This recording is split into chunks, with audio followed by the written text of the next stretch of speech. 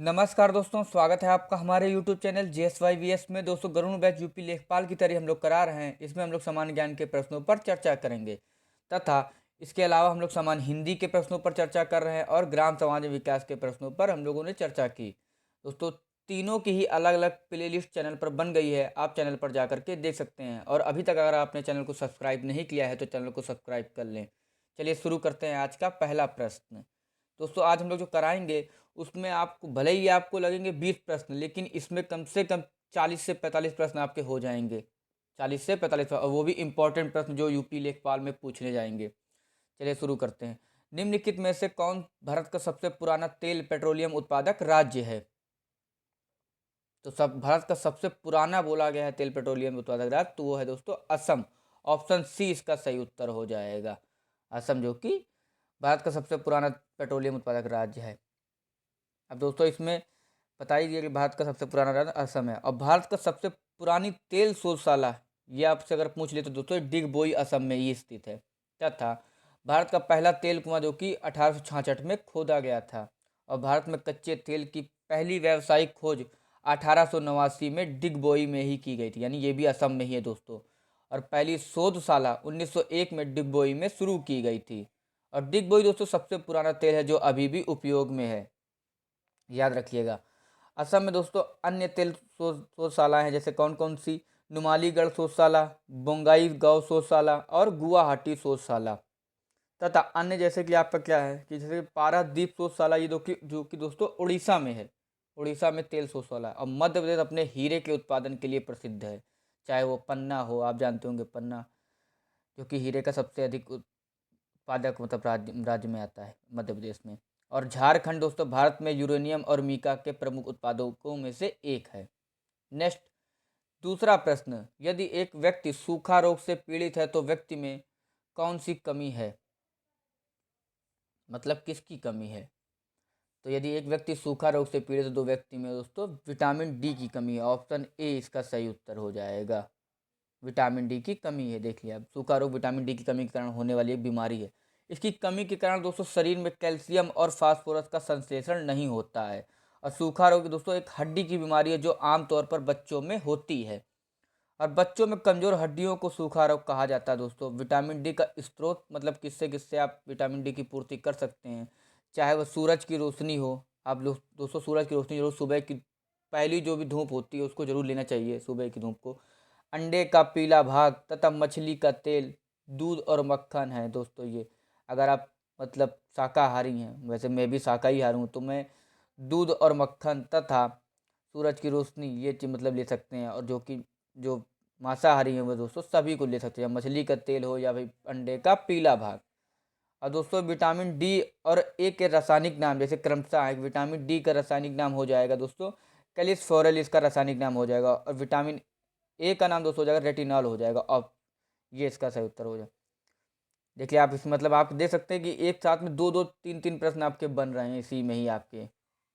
और अन्य विकल्प जैसे विटामिन बी और के रासायनिक नाम, विटामिन बी का हो जाएगा दोस्तों रासायनिक नाम थायमिन। और विटामिन के रासायनिक नाम हो जाएगा दोस्तों फाइलोक्विनोन। ऑप्शन ये हो जाएगा आपका। और विटामिन ए की कमी से दोस्तों रतौंधी होती है, याद रखिएगा। और स्कर्वी दोस्तों एक बीमारी है, स्कर्वी एक बीमारी जो विटामिन सी की कमी के कारण होता है, विटामिन सी की कमी के कारण होता है। और बेरी बेरी दोस्तों एक बीमारी जो विटामिन बी की कमी के कारण होता है। नेक्स्ट, तीसरा प्रश्न, निम्नलिखित में से कौन भारत को एक धर्मनिरपेक्ष राज्य निर्धारित करता है? तो धर्मनिरपेक्ष की बात हुई दोस्तों तो ये हो जाएगा आपका ऑप्शन ए संविधान की प्रस्तावना। संविधान की प्रस्तावना भारत को एक धर्मनिरपेक्ष राज्य निर्धारित करता है, ऑप्शन ए। संवैधानिक संरचना में दोस्तों 42वें संशोधन के अंतर्गत मौलिक परिवर्तन किए गए हैं। इसमें समाजवादी, धर्मनिरपेक्ष और अखंडता शब्द शामिल किए गए हैं। आपसे पूछ सकता है कि कौन कौन से शब्द शामिल किए गए हैं? तो समाजवादी, धर्मनिरपेक्ष और अखंडता। अब आपको 3 दे देगा, चौथा कोई और पूछ लेगा तो आपको बताना, पूछेगा प्रश्न एग्जाम में कि इन चारों में से कौन नहीं है। तो आपको ये याद रखें दोस्तों, ये तीनों तो हैं आपके, समाजवादी, धर्मनिरपेक्ष और अखंडता। अब भाग 4A में दोस्तों मौलिक कर्तव्यों को जोड़ा गया था। और निर्देशक सिद्धांतों को मौलिक अधिकारों पर प्राथमिकता दी गई थी। जहां तक संविधान में संशोधन की बात थी, इसने संसद की शक्ति को सर्वोच्च बनाया। बांग्लादेश, भारत, म्यांमार, श्रीलंका और नेपाल, ये आपके हो जाएंगे इसमें। चौथा प्रश्न, दूसरा बिम्स्टेक आपदा प्रबंधन अभ्यास 2020 कहाँ आयोजित किया गया? तो दोस्तों दूसरा बिम्स्टेक आपदा प्रबंधन अभ्यास 2020 आयोजित किया गया दोस्तों उड़ीसा की राजधानी भुवनेश्वर में। ऑप्शन बी इसका सही उत्तर हो जाएगा। अब बिम्स्टेक दोस्तों आपदा प्रबंधन, ये भारत सरकार के राष्ट्रीय आपदा प्रतिक्रिया बल ने भुवनेश्वर में दूसरे बिम्स्टेक 2020 की मेजबानी की। यह अभ्यास 11 फरवरी 2020 और 13 फरवरी 2020 के बीच आयोजित किया गया। इस अभ्यास का मुख्य उद्देश्य बाढ़, भूकंप और तूफान आदि के दौरान मौजूदा आपातकालीन प्रक्रियाओं, आपदा से संबंधित समस्याओं का परीक्षण और विश्लेषण करना है। और यह आपदाओं के कारण क्षतिग्रस्त धरोहर स्थलों को पुनर्स्थापित करने पर भी बल देता है। मूल रूप से दोस्तों बिम्स्टेक देशों में कौन कौन से, याद रखिएगा, पहले आप देख लीजिएगा कौन कौन से। बांग्लादेश, भारत, म्यांमार, श्रीलंका और नेपाल ने अभ्यास में भाग लिया, लेकिन थाईलैंड और भूटान इस बार में अभ्यास भाग नहीं ले रहे हैं। यानी आप देख सकते हैं 1 2 3 4 5 और 6 7, टोटल 7 देश हैं इसमें। नेक्स्ट पांचवा प्रश्न, कवक के सेल से बने होते हैं? तो दोस्तों इसमें नीचे लिखा ही मैंने बता ही दिया, कवक के सेल दोस्तों बने होते हैं काइटिन से। ऑप्शन इसमें बी हो जाएगा। कवक की कोशिका दोस्तों भित्ति को काइटिन नामक यौगिक से बनाया जाता है। पादप कोशिकाओं की पादप कोशिकाओं की कोशिका भित्ति सेल्यूलोज से बनती है। याद रखिएगा, देखिए आपका एक प्रश्न और बन गया, सेल्यूलोज से बनती है। और सेल की दीवार एक कठिन कठोर परत है जो कुछ प्रकार की कोशिकाओं को घेरती है। अब कोशिका भित्ति एक पौधे, जीवाणु, कवक आदि के कोशिका का बहुत ही मूल घटक है। और कोशिका भित्ति कोशिका झिल्ली के ठीक बाहर स्थित होती है। याद रखिए, कोशिका भित्ति कोशिका झिल्ली के ठीक बाहर होती है। ये प्रश्न आपके बनते एग्जाम में। और प्रोटोजोआ और पशु कोशिकाओं में एक कोशिका भित्ति नहीं होती है। याद रखिए, प्रोटोजोआ और पशु कोशिकाओं में एक कोशिका भित्ति नहीं होती है। नीचे एक पनडुब्बी से पानी की सतह पर वस्तुओं को देखने के लिए इस्तेमाल किया जाने वाला उपकरण है। तब पानी के नीचे एक पनडुब्बी से पानी की सतह पर वस्तुओं को देखने के लिए इस्तेमाल किया जाने वाला उपकरण है दोस्तों पेरिस्कोप। ऑप्शन डी इसका सही उत्तर हो जाएगा। और दोस्तों अन्य जैसे प्रमुख मापने के उपकरण कौन कौन से हैं, बस आप देखते रहिए कितने प्रश्न आपके बन रहे हैं दोस्तों। आज प्रमुख मापने के उपकरण जैसे हो जाएंगे, जैसे कि विस्कोमीटर। अब इसमें दोस्तों हो जाएगा तरल पदार्थों की चिपचिपाहट के लिए इसका उपयोग किया जाता है। और स्पेक्ट्रोस्कोप इसका उपयोग किया जाता है दोस्तों स्पेक्ट्रम विश्लेषण के लिए किया जाता है। और टेलीस्कोप दोस्तों अंतरिक्ष में दूरी की वस्तुओं को इसके द्वारा देखा जाता है। और अल्टीमीटर दोस्तों ऊंचाई मापने के विमान में प्रयुक्त होता है। तथा बैरोमीटर दोस्तों इसमें वायुमंडलीय दबाव की निरंतर रिकॉर्डिंग के लिए उपयोग किया जाता है, बैरोमीटर का प्रयोग। और कैस्कोग्राफ इसका प्रयोग दोस्तों संयंत्र में विकास को मापने के लिए इस्तेमाल किया जाता है। और फैदोमीटर की बात करेंगे तो समुद्र की गहराई तक माप के लिए इसका उपयोग किया जाता है। तथा गैल्वेनोमीटर इसका उपयोग दोस्तों कम परिमाण के विद्युत प्रवाह को मापने के लिए प्रयुक्त किया जाता है। तथा दबाव नापने का यंत्र दोस्तों हो जाएगा गैसों का दबाव इसके द्वारा मापा जाता है, दबाव नापने का यंत्र से। अब बोलोमीटर की बात करेंगे, इस उपकरण के द्वारा उष्मा विकिरण को मापा जाता है। नेक्स्ट सातवां प्रश्न, पूर्वांचल के 28 जिलों के सर्वांगीण विकास के लिए गठित पूर्वांचल विकास बोर्ड का मुख्यालय कहाँ पर विकसित किया गया है? तो पूर्वांचल की बात हुई तो पूर्वांचल के 28 जिलों के सर्वांगीण विकास के लिए गठित पूर्वांचल विकास बोर्ड का मुख्यालय दोस्तों दीनदयाल उपाध्याय गोरखपुर विश्वविद्यालय गोरखपुर में, दीनदयाल उपाध्याय गोरखपुर विश्वविद्यालय गोरखपुर में विकसित किया गया है। ये दोस्तों यूपी से जितने भी प्रश्न बने आप सभी को याद रख लीजिएगा।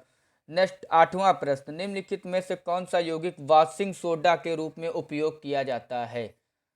अब वाशिंग सोडा की बात हुई दोस्तों, तो वाशिंग सोडा में उपयोग किया जाता है दोस्तों सोडियम कार्बोनेट। ऑप्शन बी इसका सही उत्तर हो जाएगा, सोडियम कार्बोनेट। अब सोडियम कार्बोनेट को वाशिंग सोडा के रूप में भी जाना जाता है। यह कार्बोनिक एसिड का नमक है।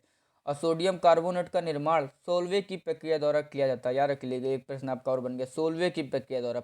मतलब आपसे पूछ सकता है सोडियम कार्बोनेट का निर्माण किससे किया जाता है? सोलवे की प्रक्रिया द्वारा किया जाता है। और इसका उपयोग कठिन पानी और औद्योगिक डिटर्जेंट मिश्रण के उपचार के लिए किया जाता है। और सोडियम कार्बोनेट का दोस्तों जली घोल क्षारी है। एक प्रश्न आपका ये भी बन गया, देख सकते हैं। अब सोडियम कार्बोनेट का जली घोल क्षारी है। तथा कैल्शियम सल्फेट सफ़ेद ठोस के रूप में मौजूद और पानी में घुलनशील नहीं है। एक प्रश्न आप बस देखते रहिए कितने प्रश्न आपके बन रहे हैं एग्जाम के लिए दोस्तों, सभी इंपॉर्टेंट। और प्लास्टर ऑफ पेरिस और जिप्सम इसके हाइड्रेट हैं। नेक्स्ट नौवां प्रश्न, दृश्यमान स्पेक्ट्रम में अधिकतम तरंग दैर्घ्य के साथ प्रकाश की किरण होती है? तो दृश्यमान स्पेक्ट्रम में अधिकतम तरंग दैर्घ्य के साथ प्रकाश की किरण होती है दोस्तों लाल किरण। ऑप्शन सी इसका सही उत्तर हो जाएगा, लाल किरण होती है। और दोस्तों प्रकाश की लाल किरण की बात करेंगे, प्रकाश की लाल किरण में एक दृश्यमान स्पेक्ट्रम में अधिकतम तरंग दैर्घ्य होता है। प्रकाश की लाल किरण में दृश्यमान स्पेक्ट्रम में न्यूनतम आवृत्ति होती है। बस आप बस देखते रहिए खाली प्रश्न आपके, न्यूनतम आवृत्ति। और ये सब दोस्तों सब एग्जाम में प्रश्न पूछे जाते हैं। लाल वह प्रकाश है जो कम से कम विकिरणित करता है, देखो अगर मतलब विकिरणित करता है लाल। तथा प्रकाश की वायलेट किरण में एक दृश्यमान स्पेक्ट्रम में न्यूनतम तरंग दैर्घ्य होता है। आप देखे होंगे रेड कलर, आप बहुत दूर से भी देखेंगे तब भी आपको दिखाई दे जाता है। और बैगनी वह रोशनी है दोस्तों जो सबसे ज़्यादा विकिरणित करता है, याद रखिएगा। बैगनी की बात करेंगे तो ये सबसे ज़्यादा विकिरणित करता है रंग। और अन्य की बात करें जैसे काला रंग, ये दोस्तों आपका हो जाएगा अन्य सभी रंगों को अवशोषित करता है। और सफ़ेद रंग दोस्तों अन्य सभी रंगों को परावर्तित करता है। नेक्स्ट 10वां प्रश्न, राष्ट्रीय मानव अधिकार आयोग NHRC में कितने सदस्य होते हैं? तो राष्ट्रीय मानव अधिकार आयोग NHRC में दोस्तों 6 सदस्य होते हैं। ऑप्शन सी इसका सही उत्तर हो जाएगा, 6 सदस्य होते हैं दोस्तों। राष्ट्रीय मानवाधिकार आयोग का गठन कब हुआ था? तो ये हुआ था दोस्तों 12 अक्टूबर 1993 को, यानी 12 अक्टूबर 1993 को किया गया था इसका गठन, राष्ट्रीय मानवाधिकार आयोग का। और राष्ट्र मानव अधिकारों के संरक्षण अधिनियम 1993 द्वारा निकाय को वैधानिक दर्जा दिया गया था। और आयोग का उद्देश्य मानव अधिकारों को बढ़ावा देना और उनकी रक्षा करना है। अब NHRC की संरचना क्या होगा? जैसे कि आयोग में एक अध्यक्ष, 5 पूर्णकालिक सदस्य और 4 डीम्ड सदस्य होते हैं। और कानून आयोग के अध्यक्ष और सदस्यों की नियुक्ति के लिए योग्यता निर्धारित करता है।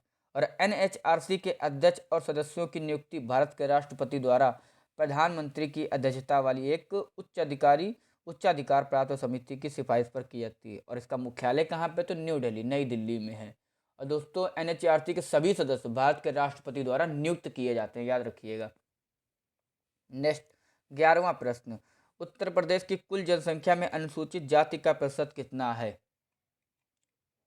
तो उत्तर प्रदेश की बात हुई दोस्तों, तो उत्तर प्रदेश की कुल जनसंख्या में अनुसूचित जाति का प्रतिशत हो जाएगा दोस्तों 20.69%, 20.69%। ये दोस्तों हो जाएगा अनुसूचित जाति। अनुसूचित जाति यानी दोस्तों की SC को बात करते हैं, अनुसूचित जाति को बोलेंगे SC, यानी कि जैसे अनुसूचित जनजाति की बात करें तो वो दोस्तों ST कहलाती है। और पिछड़ा वर्ग तो जानते ही होंगे आप लोग, OBC को। दोस्तों 2011 की जनगणना के अनुसार उत्तर प्रदेश की कुल आबादी में अनुसूचित जाति आबादी का प्रतिशत 20.69% है। और उत्तर प्रदेश की कुल अनुसूचित जाति की संख्या बात करेंगे तो 4,13,57,608 है दोस्तों। और उत्तर प्रदेश को उसी के लिए दोस्तों राष्ट्रीय स्तर पर चौथा स्थान दिया गया अनुसूचित जाति की जनसंख्या के मामले में। उत्तर प्रदेश भारत का सबसे बड़ा आबादी वाला राज्य है, उसी के स्थान पर दोस्तों चौथा स्थान मिला इसमें। अब दोस्तों 16.6 की प्रतिशत की बात करेंगे, ये दोस्तों कुल जनसंख्या में अनुसूचित जाति की आबादी का राष्ट्रीय प्रतिशत है। और 31.9% ये पंजाब की कुल जनसंख्या में अनुसूचित जाति की आबादी के लिए पंजाब का प्रतिशत है।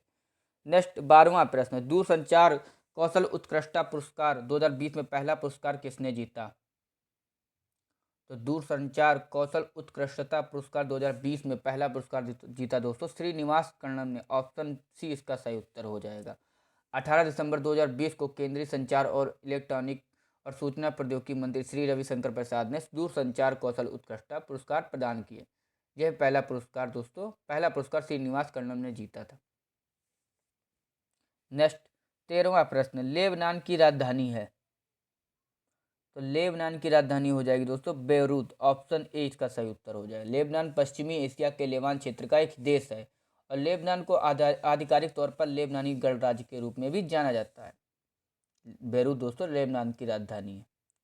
और अन्य में दोस्तों क्या, जैसे कौन कौन से, जैसे त्रिपोली की बात करेंगे, त्रिपोली लीबिया की राजधानी है। और लेबनान में तीसरा सबसे बड़ा शहर दोस्तों सिडोन है, तीसरा सबसे बड़ा शहर सिडोन है। और टायर दोस्तों लेबनान के सबसे पुराने लगातार बसे शहरों में से एक है, यानी आप लेबनान में ही है ये। नेक्स्ट 14वां प्रश्न, कश्मीर द वाजपेयी ईयर्स पुस्तक के लेखक कौन है? तो कश्मीर द वाजपेयी ईयर्स पुस्तक के लेखक है दोस्तों A S Dulat. Option B इसका सही उत्तर हो जाएगा। ए एस दुलत दोस्तों द्वारा लिखी गई थी। पुस्तक दोस्तों समकालीन कश्मीर की कहानी बताती है और पुस्तक कश्मीर घाटी के पिछले 25 वर्षों के इतिहास से संबंधित है। नेक्स्ट 15वां प्रश्न, जेट इंजन का आविष्कार किसने किया था? तो जेट इंजन का आविष्कार किया था दोस्तों सर फ्रैंक वेटल ने। ऑप्शन बी इसका सही उत्तर हो जाएगा। सर फ्रैंक वेटल ने किया था। और अन्य दोस्तों जैसे फ्रैंक वेटल ने दोस्तों वर्ष 1930 में टर्बोजेट इंजन के लिए एक पेटेंट दर्ज किया था, लेकिन 1947 तक उड़ान परीक्षण नहीं किया था इसमें। अब अन्य जैसे कौन कौन से हो जाएंगे, जैसे आपके आविष्कार, आविष्कारक, आविष्कार और राष्ट्रीयता। तो इसे बेंजामिन फ्रैंकलिन ने दोस्तों बिजली की छड़ की आविष्कार किया था। और राष्ट्रीयता दोस्तों मतलब किस देश के हैं ये, तो ये दोस्तों ब्रिटिश और अमेरिकी थे। सर फ्रैंक विटल ने दोस्तों जेट इंजन का आविष्कार किया था और राष्ट्रीयता ये दोस्तों ब्रिटिश के थे। निकोला टेस्ला ने दोस्तों प्रत्यावर्ती धारा का आविष्कार किया था, ये दोस्तों सर्बियाई और अमेरिकी थे। रॉबर्ट फुल्टन की बात करेंगे, इन्होंने दोस्तों स्टीमर का आविष्कार किया था और ये अमेरिकी थे। नेक्स्ट 16वां प्रश्न, निम्नलिखित में से कौन सा तत्व यौगिक की उच्चतम संख्या बनाता है? तो यौगिक की उच्चतम क्षमता बनाता मतलब संख्या बनाता है कार्बन। ऑप्शन डी इसका सही उत्तर हो जाएगा। ऑप्शन डी इसका सही उत्तर हो जाएगा। कार्बन बड़ी संख्या में रासायनिक यौगिक बना सकता है दोस्तों, कम से कम 10 मिलियन की संख्या में। इसमें सभी तत्वों के बीच उच्चतम उच्च बनाने की क्रिया बिंदु भी है। दोस्तों ग्रेफाइट, डायमंड और फुलरीन कुछ कार्बन के अलाट्रॉप्स हैं। ग्रेफाइट, डायमंड, फुलरीन कुछ कार्बन के अलाट्रॉप्स हैं। नेक्स्ट 17वां प्रश्न, निम्नलिखित में से कौन बौद्ध धर्म की पवित्र पुस्तकों में से एक है?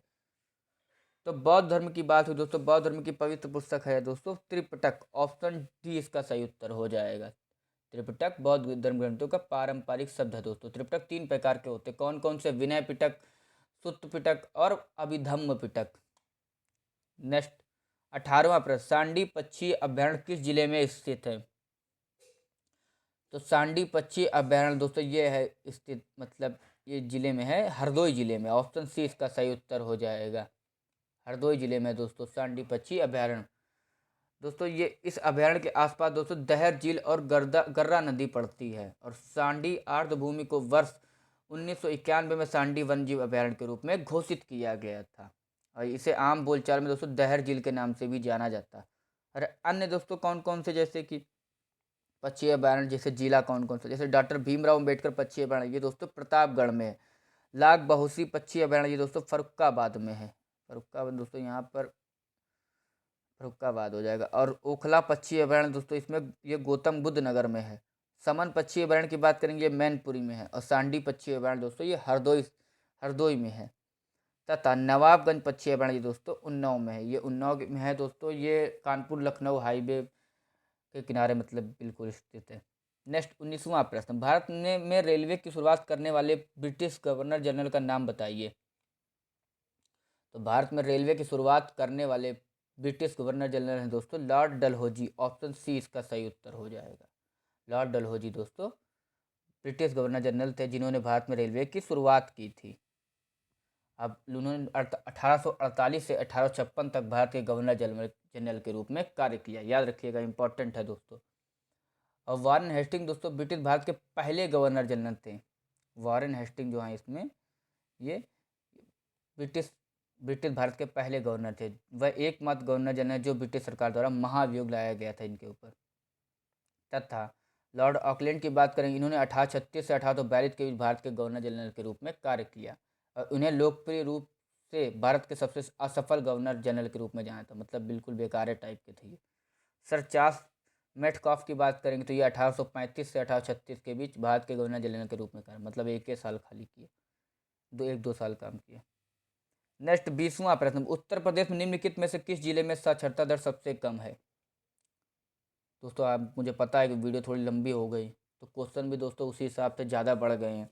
उत्तर प्रदेश में दोस्तों साक्षरता दर सबसे कम है श्रावस्ती जिले की। ऑप्शन बी इसका सही उत्तर हो जाएगा। श्रावस्ती जिले में सबसे अधिक साक्षरता दर सबसे कम है दोस्तों। यहाँ पर साक्षरता दोस्तों सबसे कम है, ये 46.74 है। 46.74 है। अब दोस्तों अन्य जैसे कौन कौन से उत्तर प्रदेश जनगणना 2011 के कुछ महत्व महत्वपूर्ण प्रासंगिक आंकड़े हैं इस प्रकार, जैसे कौन कौन से क्या क्या है। उच्चतम लिंग अनुपात वाला जिला दोस्तों जौनपुर है।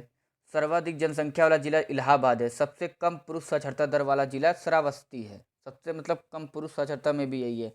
और सबसे कम 10 की वृद्धि वाला जिला भी श्रावस्ती है। सबसे कम 0 से 6 मतलब मतलब उम्र से ही बचपन से और 6 लिंग अनुपात वाला जिला दोस्तों आगरा है।